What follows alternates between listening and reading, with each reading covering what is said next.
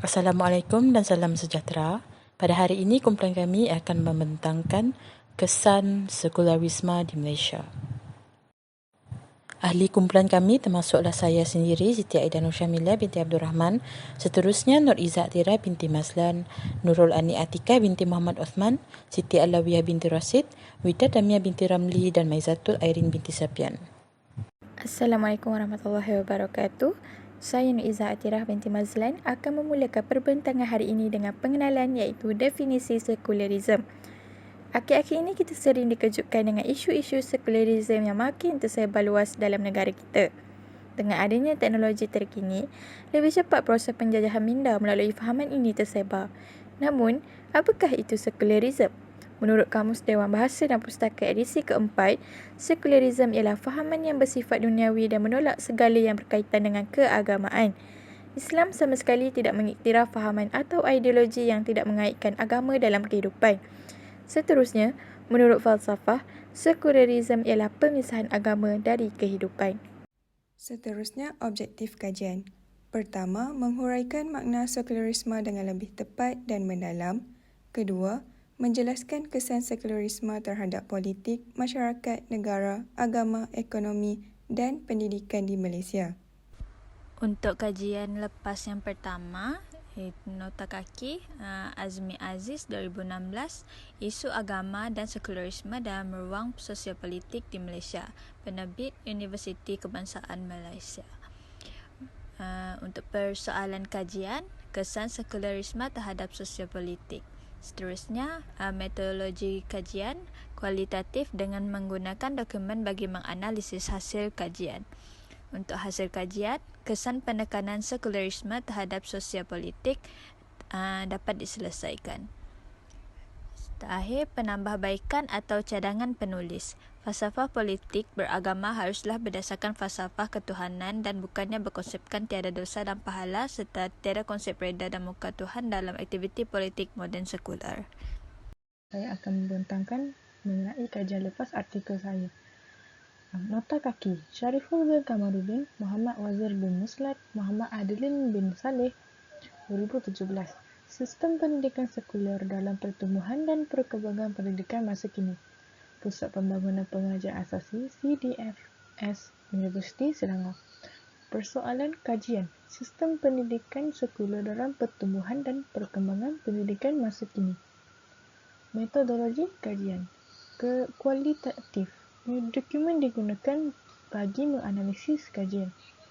Hasil kajian. Penjajah berusaha sedaya upaya untuk menyebarkan fahaman sekularisme melalui pelbagai cara. Tujuannya untuk menjauhkan masyarakat Melayu Islam dari agamanya. Penambahbaikan atau cadangan penulis. Peranan pendidikan Islam adalah sangat penting bagi mengembangkan agama Islam dan bahasa Melayu ke seluruh kepulauan Melayu.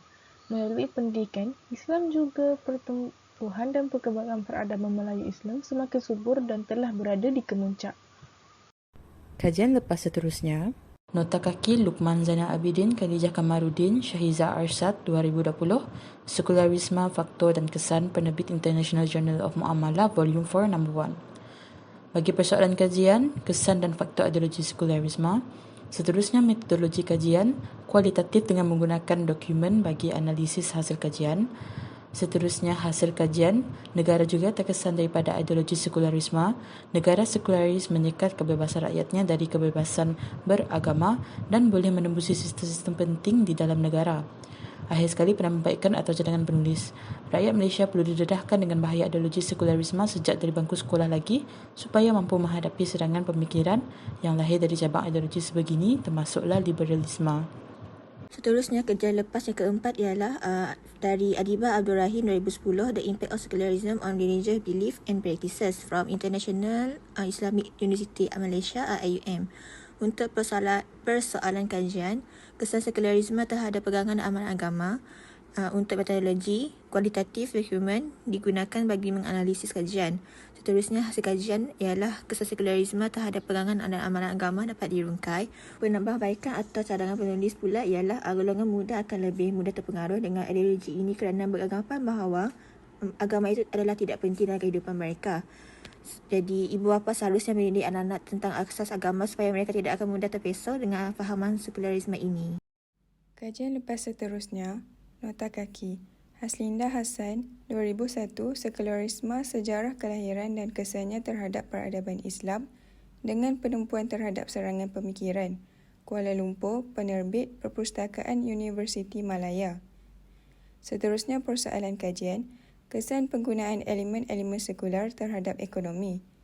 Metodologi kajian, kualitatif dengan menggunakan dokumen bagi menganalisis hasil kajian. Kemudian hasil kajian, kewujudan fahaman sekularisme menyebabkan lahirnya dua bentuk sistem ekonomi iaitu sistem ekonomi kapitalis dan sosialis yang mementingkan kepuasan diri, kemewahan dan kedudukan semata-mata. Akhir sekali, penambahbaikan atau cadangan penulis, para pemikir dan pemimpin serta masyarakat harus berganding bahu menyekat dan membasmi idea-idea sekular daripada terus menunjangi peradaban kita agar generasi kini dan akan datang tidak mendapat impak buruk hasil daripada kelalaian kita. Kajian lepas seterusnya adalah daripada rujukan Asnuri Najma binti Ahmad, 2018, Kesan Penekanan Terhadap Pendidikan Sekular, Jabatan Pengajian Am Politeknik Merlimau Melaka. Persoalan kajian ialah kesan penekanan terhadap pendidikan sekular. Metodologi kajian ialah kualitatif, di mana dokumen digunakan bagi menganalisis kajian.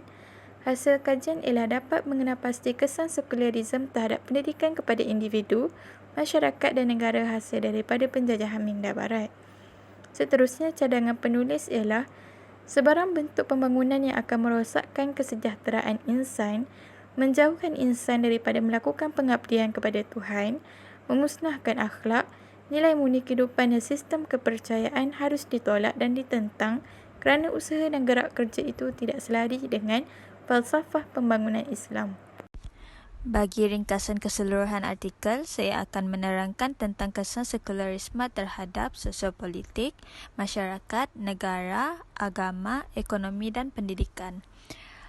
Kesan terhadap sosiopolitik. Dalam sistem politik terdapat beberapa kesan sekularisme terhadap sosiopolitik. Sistem sekularisme mempunyai kerangka kejayaannya yang tersendiri iaitu kerangka politik moden sekular. Hal ini bermaksud tiada konsep ketuhanan diaplikasikan dalam sistem politik tersebut. Tidak ada konsep dosa dan pahala serta redha dan murka dalam sistem politik.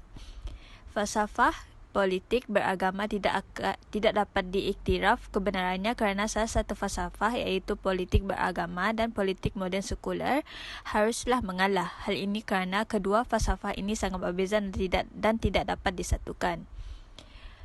Seterusnya, kesan terhadap masyarakat. Dalam menangani isu sekularisme, pendidik perlu memerhati persoalan berkenaan kepelbagaian agama dan kerohanian pelajar. Jika situasi ini dapat diperhalusi, maka isu pluralisme, kejutan agama dan budaya dapat dihalang. Masyarakat moden dilihat semakin menerima nilai sekular dan menjauhkan agama serta menerima sains sebagai dasar polisi dalam kehidupan dan pemikiran. Seterusnya, sekularisme yang dilihat sebagai imperialisme budaya merupakan sebuah bentuk penjajahan secara mental kerana ia mencorak dan mengubah dasar sesebuah masyarakat. Sekularisme menyebabkan krisis intelektual dalam masyarakat yang berpunca dari pendidikan dunia Islam yang gagal menyatukan agama dan akademik di dalam satu aliran disiplin. Kesan sekular ini dapat dilihat dalam dunia pendidikan moden. Seterusnya, kesan terhadap negara. Kesan sekularisme terhadap negara terbahagi kepada kesan sederhana dan kesan yang lebih tinggi. Kesan sederhana termasuk pembahagian sistem kehakiman dan undang-undang negara yang terbagi kepada dua, iaitu undang-undang Islam dan undang-undang sivil. Bagi kesan yang lebih tinggi pula, berlakunya gerakan Islam liberal yang dilakukan bagi meruntuhkan akidah umat Islam di Malaysia. Hal ini berbahaya kerana mampu menembusi sistem-sistem penting di Malaysia seperti sistem politik. Seterusnya, kesan terhadap agama.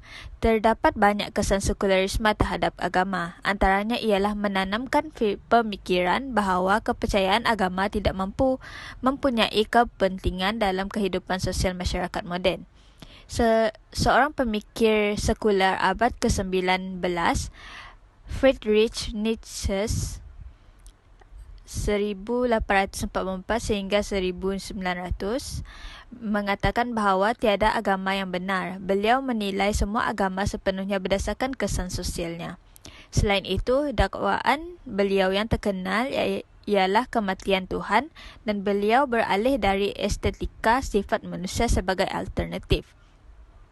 Dengan idea memisahkan agama daripada aktiviti duniawi, sekularisme memberi kesan yang sangat buruk kepada akhlak manusia dan menjadikan mereka negara jahiliah, iaitu kejahilan.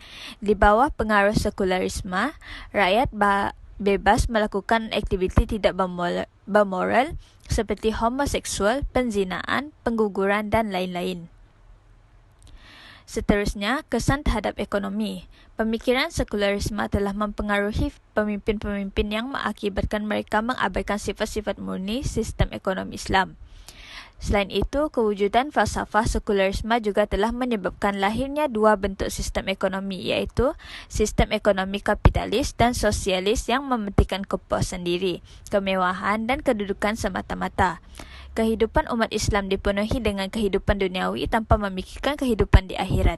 Amalan riba digunakan dalam urusan jual beli dan kewangan secara berleluasa walaupun diharamkan dalam Islam. Seterusnya, kesan terhadap pendidikan. Kewujudan fahaman sekularisme ini sedikit sebanyak telah memberi kesan kepada pendidikan di negara ini.